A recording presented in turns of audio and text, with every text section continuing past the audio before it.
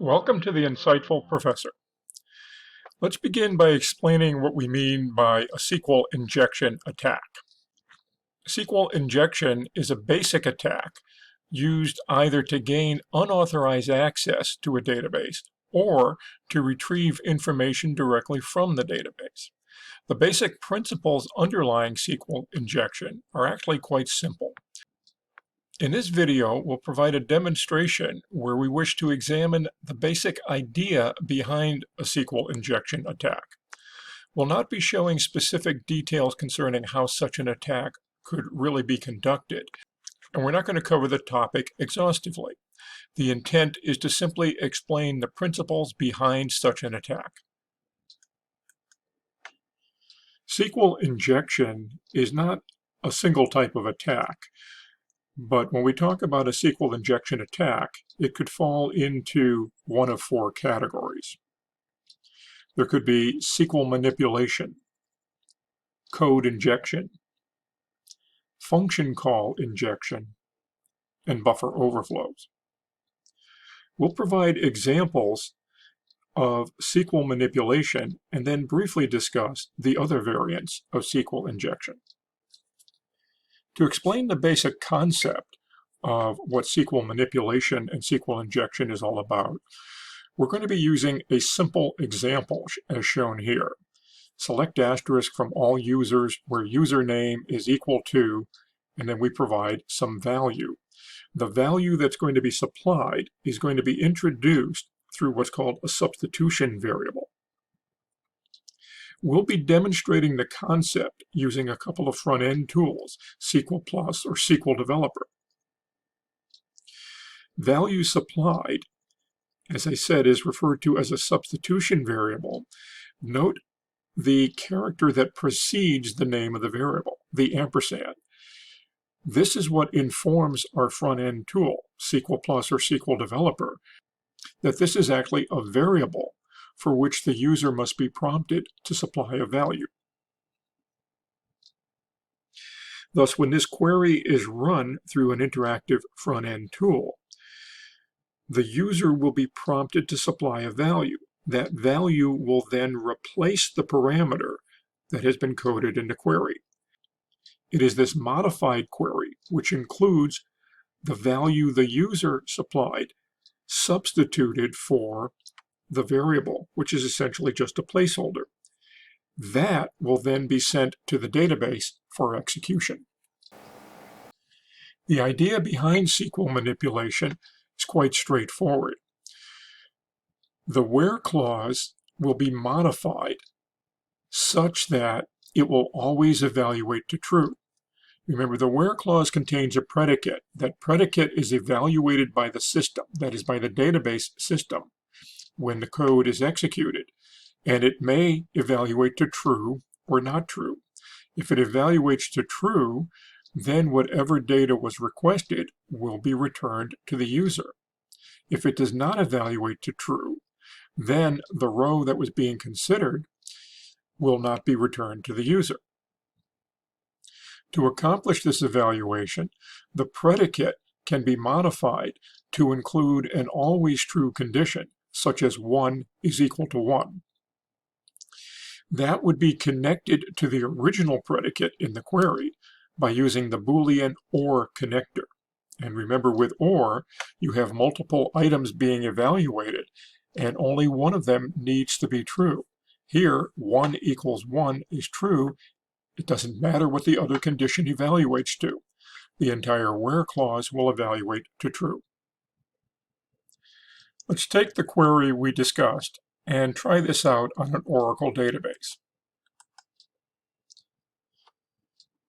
When we run it, SQL Plus is prompting us to supply a value for the variable called value supplied.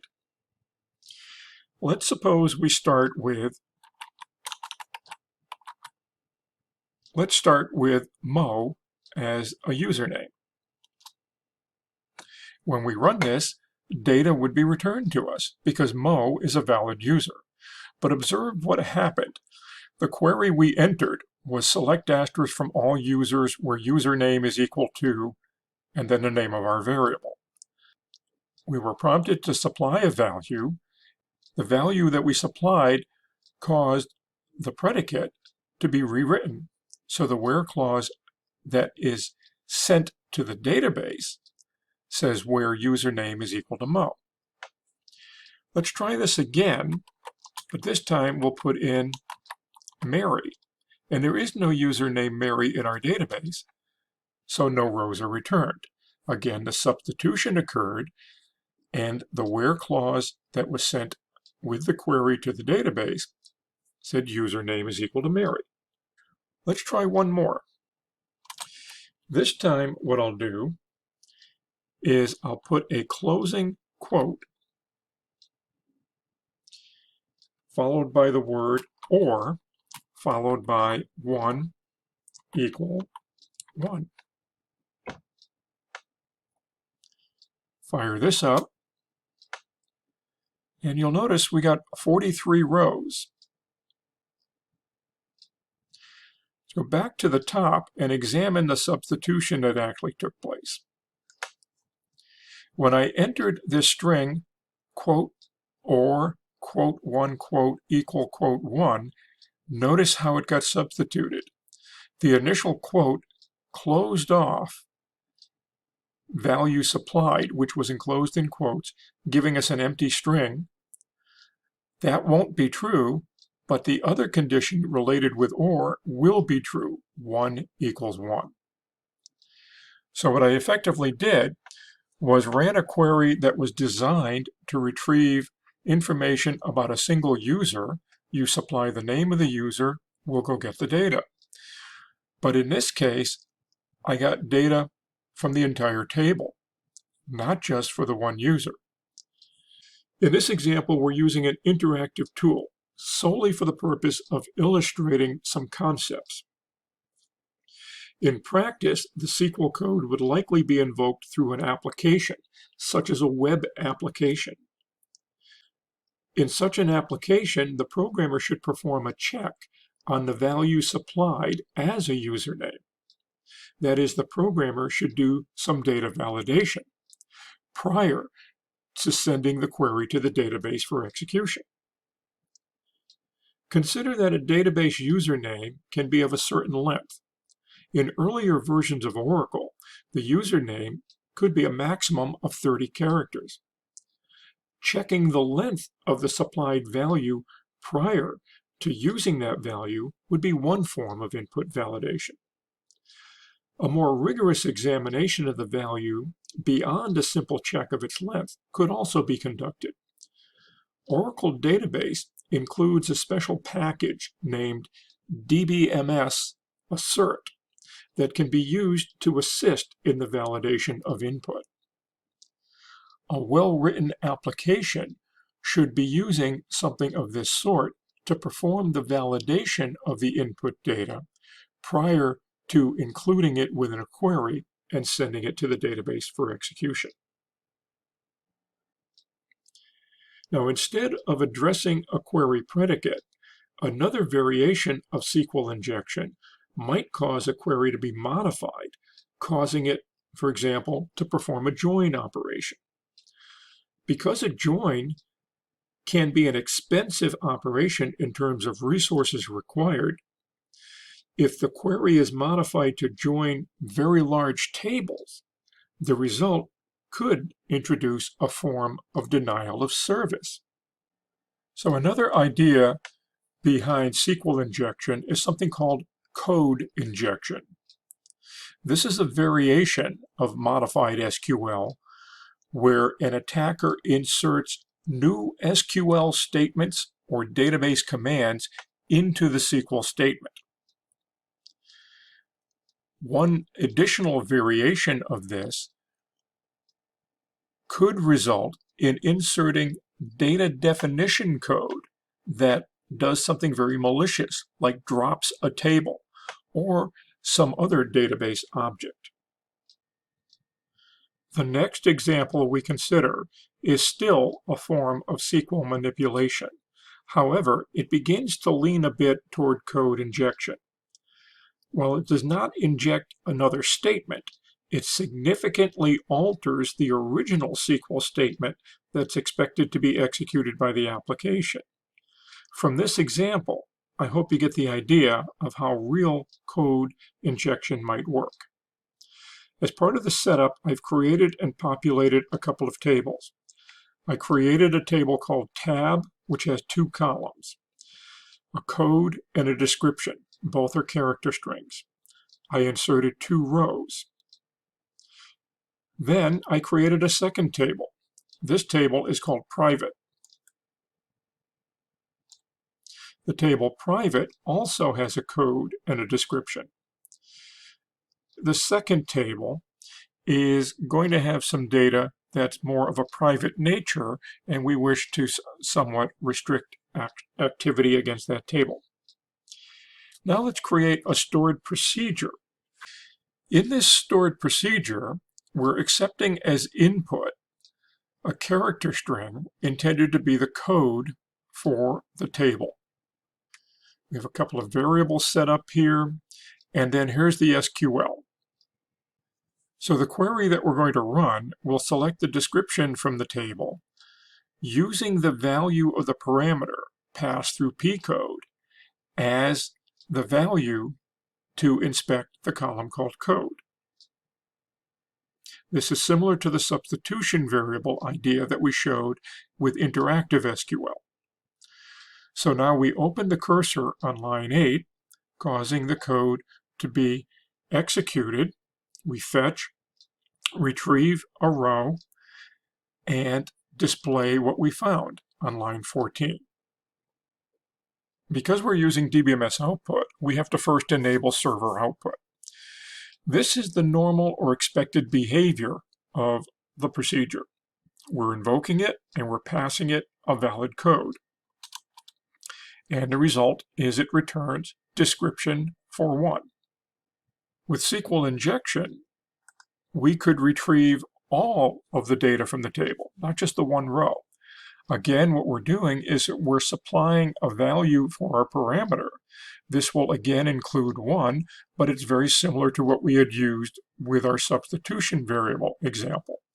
Notice that the entire content within the parentheses is going to be passed into P-code, and the effect is that this will be appended to the where clause for the query for the cursor within the application. When we fire this up, notice that we get description for 1, but we also get description for 2, the other row that's in the table. Let's look at a variation on the SQL injection. This time, we're going to supply the value of 1, but instead of adding or extending the predicate, what we're going to do is add another select. And what we'll do is cause the query that says select the description from tab to be combined through a union operation with the result of selecting the description from private, the other table. Now notice we get description for 1, which is the result of the first part of the parameter, and then we get private data 1 and private data 2, the 2 descriptions that exist within the second table. So this is an extension to the concepts, the basic idea that I introduced with the substitution variable. And here we're seeing this is done within an application, a stored procedure. And this stored procedure might be invoked from some web type of interface, passing information into the application. Again, we are making no provision to check or validate the parameter that's passed. We're just blindly accepting it and using it here. Let's create another stored procedure. This one accepts the table name as input, and what it's going to do is count the number of rows within the table. We compile it, and now we're ready to run it and try it.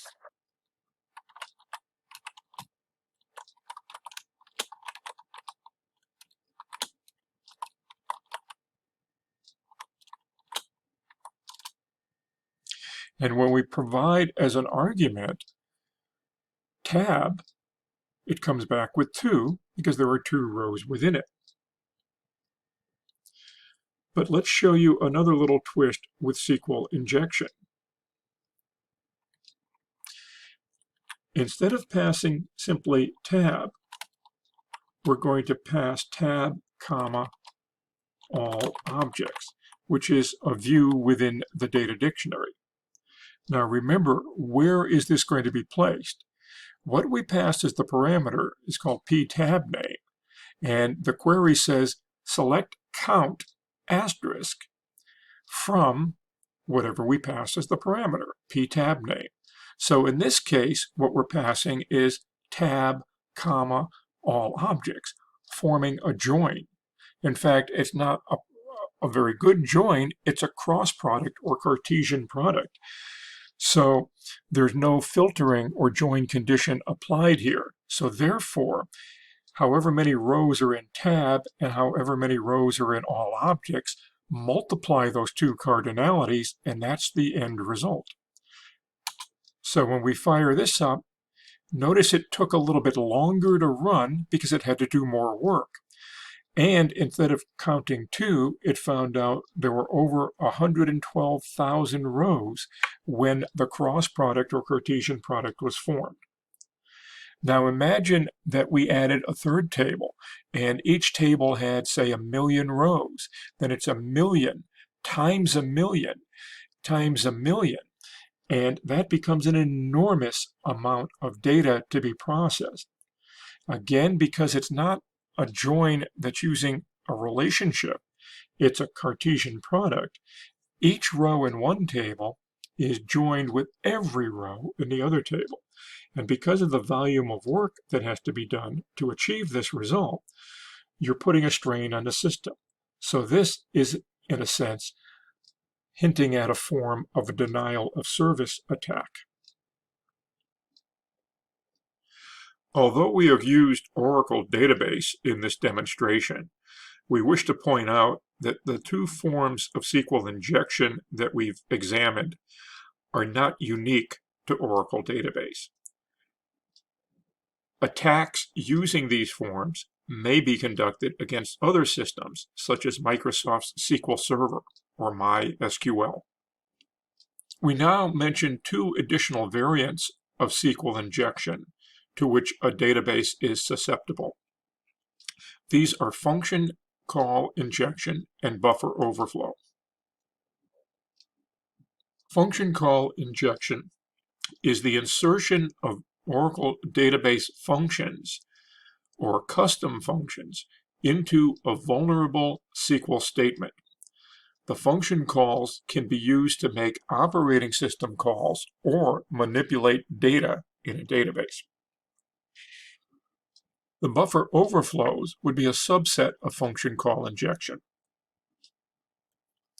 In several commercial and open source databases, vulnerabilities exist in a few database functions that may result in a buffer overflow. Patches are available for most of these vulnerabilities, but many production databases remain unpatched.